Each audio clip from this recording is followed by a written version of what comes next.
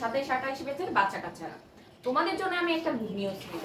সেটা হলো তোমাদের আমি যে যে ইম্পর্টেন্ট চ্যাপ্টারগুলো আছে ওগুলো টাইপ ভিত্তিক টপিক পড়াবো। ম্যাথ থাকলে ম্যাথ করাবো, টপিক থাকলে টপিক বুঝিয়ে দিব, এবং টাইপ ভিত্তিক বুঝাবো যেন তোমাদের কনসেপ্টটা ক্লিয়ার থাকে এবং তোমরা এসএসসি তে খুব সুন্দর একটা রেজাল্ট করতে পারো। ঠিক আছে, এখন আসবো আমরা তৃতীয় অধ্যায়। তৃতীয় অধ্যায়ে আমাদের বেশ কয়েকটা টাইপ আছে, যেমন হলো তোমার এমভিআর ম্যাথ বা বোরের কক্ষপথের ম্যাথ, তারপরে হলো কৌণিক ভরবেগ যেটাকে বলা হয়, তারপরে হলো শতকরার ম্যাথ, তারপরে হলো তোমার ওই যে প্রোটন সংখ্যা নিউট্রন সংখ্যা নির্ণয়। এটা কেন জানি মনে হচ্ছে যে তোমাদের আসার টেন্ডেন্সি অনেক অনেক অনেক অনেক বেশি, এই জন্য আমি এটা একটু করাই দিব। ঠিক আছে, আচ্ছা এখন আসি আমরা কনসেপ্ট নাম্বার 1 বা টাইপ 1। কিসে আসবো আমরা? টাইপ 1 এ আসবো। টাইপ 1 এখানে বলছে অবশ্যই আমরা বোর্ড প্রশ্নগুলো বিশ্লেষণ করব, কারণ বোর্ড অ্যানালাইসিস করলে আমরা বুঝতে পারবো প্রশ্ন টাইপ কেমন হয়। ওকে, আচ্ছা তো আমরা প্রথম নাম্বার কোশ্চেনে আসি। প্রথম নাম্বার কোশ্চেন বলছে যেগুলো শতকরার ম্যাথ, ওই যে আপেক্ষিক পারমাণবিক ভর নির্ণয় করতে গেলে যে শতকরা প্রয়োজন হয় ওই শতকরার ম্যাথ। আমাকে বলছে যেখানে গড় আপেক্ষিক পারমাণবিক ভর নির্ণয় করতে। আচ্ছা ফার্স্টে আমাদের জানতে হবে গড় আপেক্ষিক পারমাণবিক ভর কত। গড় আপেক্ষিক পারমাণবিক ভর, গড় আপেক্ষিক পারমাণবিক ভর, এটা একটা সূত্র আছে, সমান সমান m * p + n * q + তিনটা থাকলে o * r / 100। এটা হলো গড় আপেক্ষিক পারমাণবিক ভরের সূত্র। এখন তাহলে আমরা এই সূত্রটা অ্যাপ্লাই করব। আচ্ছা এখানে আমাকে দুইটা মৌল দেওয়া আছে। এখন কথা হলো আপু তাহলে এখানে m কি? আচ্ছা এখানে m হলো x29 মৌলের ভর সংখ্যা, ভর সংখ্যা হলো m। m এর মান কত দেওয়া আছে? 63। আচ্ছা তারপরে আমাকে বলছে যে x29 মৌলের ভর সংখ্যা, আরেকটা হলো n, এটার মান দেওয়া আছে 65। আচ্ছা তারপরে দেওয়া আছে যে x29 মৌলের শতকরা পরিমাণ,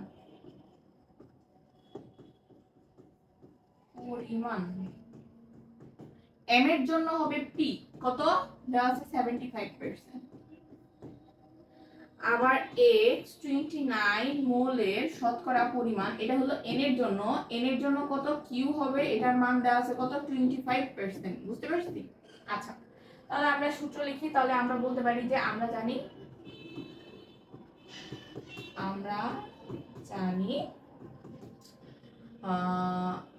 গড় আপেক্ষিক পারমাণবিক ভর সমান সমান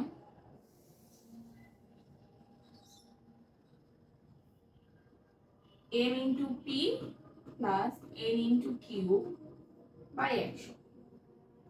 তাহলে আমার m এর মান কত দেওয়া আছে? m এর মান দেওয়া আছে 63 গুণ হলো 75 যোগ কত দেওয়া আছে? 65 গুণ 25 বাই 100। এখন এটা আপনি ক্যালকুলেশন করবেন, ক্যালকুলেশন করে জাস্ট মানটা ইনপুট করব। ক্যালকুলেশন করে কি করব? মানটা ইনপুট করব। বুঝতে পারছি? 63 গুণ 75 যোগ 65 গুণ 25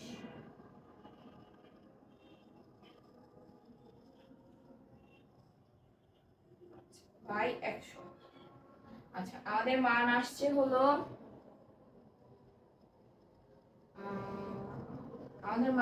হলো আপনার বলতে কি এখানে আপেক্ষিক পারমাণবিক ভর আমাদের মান আসছে হলো 63.5, যা আমাদের জিংকে ইন্ডিকেট করে, সরি জিংক না, 63.5 তো এটা আমাদের কপারকে ইন্ডিকেট করতেছে। কাকে ইন্ডিকেট করতেছে? কপার।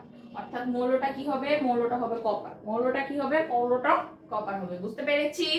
ওকে আচ্ছা তাহলে আমরা নেক্সট ম্যাথে যাই। আচ্ছা নেক্সট ম্যাথ বলছে তিনটা আইসোটোপের ক্ষেত্রে আমাদের ভর সংখ্যা দেওয়া আছে। ওকে ইজি পিজি, আমরা পারবো, আমরা এটা খুব ইজিলি পারবো। আমরা জাস্ট এখানে লিখে, আমাদের এত ইতিহাস লাগবে না। এখানে m এর মান কত? 78, n এর মান কত? না শতকরা পরিমাণ তো না, এম এর মান হলো আপেক্ষিক পারমাণবিক ভর। এম এর মান 44, এন এর মান 46, ও এর মান হলো 53। আচ্ছা, পি এর মান কত? 78, কিউ এর মান 14, আর আর এর মান হলো 0.08। তাহলে আমাদের সূত্র কি? গড় আপেক্ষিক পারমাণবিক ভর সমান সমান m into p plus n into q plus o into r by 100।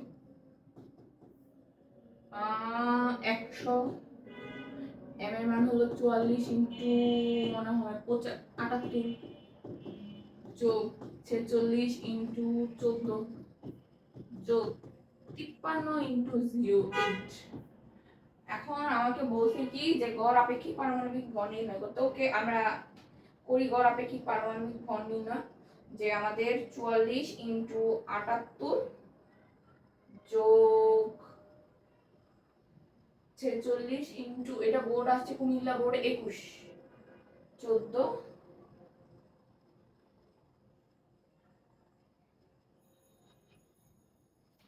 যোগ 53 ইন্টু 8 বাই 100। আচ্ছা, আমাদের আসছে 45। আমাদের কি আসছে?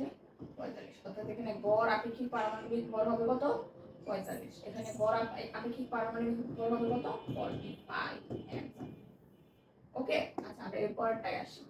এরপরটা বলছে কি যে শতকরা পরিমাণ দেয়া আছে, আইসোটোপের ভর দেয়া আছে, উদ্দীপকে x, মানে এই মৌলের। ওকে, এটা আমরা পারবো। m এর মান কত? 16, n এর মান কত? n এর মান কত? 17, ও এর মান কত? 18, p এর মান কত? 99.76,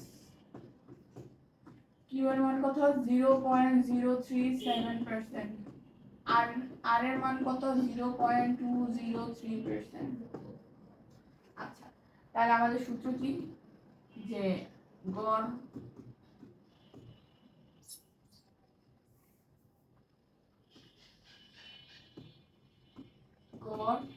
আপেক্ষিক পারমাণবিক ভর সমান সমান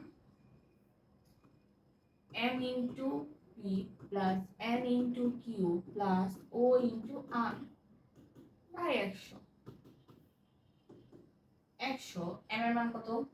16 into 99.76 plus 17 into 0.037 plus 18 into 0.203 by 100। আচ্ছা, তাহলে এটা আমরা ক্যালকুলেট করি। Okay, 16 into 99.76 plus 17 into 0.037 bracket plus 18 into 0.023 by 100। তো আমাদের অ্যান্সার আসছে হলো 15.972। মানে এটাকে আমরা 16 বলতে পারি। ইট মিন্স মৌলটা হলো অক্সিজেন। মৌলটা কি? মৌলটা হলো অক্সিজেন। বুঝতে পেরেছি? মৌলটা হলো অক্সিজেন। ওকে, তারপরে কোশ্চেনে আসি। তারপরটাও পারবো, সেম। আপেক্ষিক পারমাণবিক ভর নির্ণয় পারবো। উদ্দীপকে আপেক্ষিক পারমাণবিক ভর নির্ণয়, এটা কিছুক্ষণ আগে করলাম। আপেক্ষিক শতকরা পর্যাপ্ততা দেওয়া আছে, আপেক্ষিক পারমাণবিক ভর নির্ণয় পারবো। এদের পর্যাপ্ততা দেওয়া আছে, আপেক্ষিক পারমাণবিক ভর নির্ণয় পারবো। এদের দেওয়া আছে কত? শতকরা পর্যাপ্ততা। আচ্ছা, এটা দিনাজপুর বোর্ড 19 আসছে, এটা কিন্তু অনেক আগের ম্যাথ। এটা একটু করাই দিই আমি, হ্যাঁ, অনেক আগের ম্যাথ। তো m এর মান 12, n এর মান কত? 13, তারপরে ও সরি পি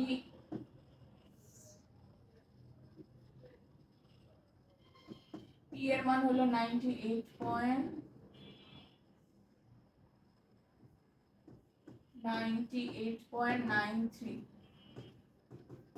আর কিউ এর মান হলো 1.07%। তাহলে আমরা জানি কি গড় আপেক্ষিক পারমাণবিক ভর নিচে 100 আর উপরে কত,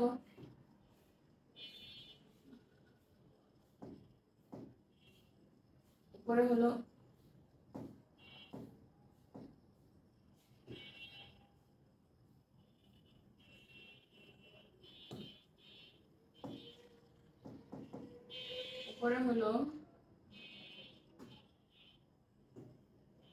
m into p plus n into q by 100।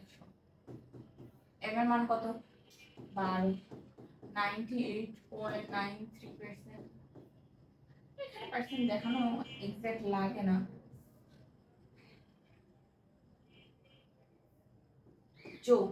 এখানে কত আছে 13 into 1.07 বাই 100। পরে এটা ক্যালকুলেশন করবেন, এটা ক্যালকুলেশন করলে অ্যানসার বের হবে কার্বন। অ্যানসার কি বের হবে, অ্যানসার বের হবে কার্বন। ওকে, আচ্ছা এখানে শতকরা পরিমাণ দেওয়া আছে, বলছে যে দুইটা আইসোটোপ B10 and B11। অবশ্যই এটা আমরা পারবো। এখানে B দ্বারা বোঝানো হয়েছে বোরনকে, কাকে বোঝানো হয়েছে, B দ্বারা বোরনকে বোঝানো হয়েছে। তো আমি মনে করব যে এই ম্যাথগুলো আমরা খুব খুব ভালোভাবে পারবো। এখানে হলো আপেক্ষিক পারমাণবিক ভর নির্ণয় করতে বলছে, আর আশা করি এই টাইপের ম্যাথ আমরা খুব ভালো মতো করব। এবং আমি আপনাদের জন্য চ্যাপ্টার 3 এর যে টাইপ ভিত্তিক ক্লাস নিয়ে আসছি, যে এই টাইপটা পড়লে এই টাইপের এই বোর্ডে আসছে, ওই টাইপ যেমন এইটা আসছে বরিশাল বোর্ড 19 সালে। তাহলে চিন্তা করেন কত আগের কোশ্চেনগুলো আমাদের সলভ করা লাগবে। এই আগেও এই টাইপের কোশ্চেন, এটা ম্যাথ আসছে। তো আমাদের এই টাইপের কোশ্চেনগুলো সলভ করতে পারলে আমরা অবশ্যই এসএসসি তে ভালো একটা রেজাল্ট করতে পারবো। আমি আশা করি আমার সাথে আপনারা ক্লাসগুলো কন্টিনিউ করবেন। বুঝতে পারছি? ওকে, আল্লাহ হাফেজ।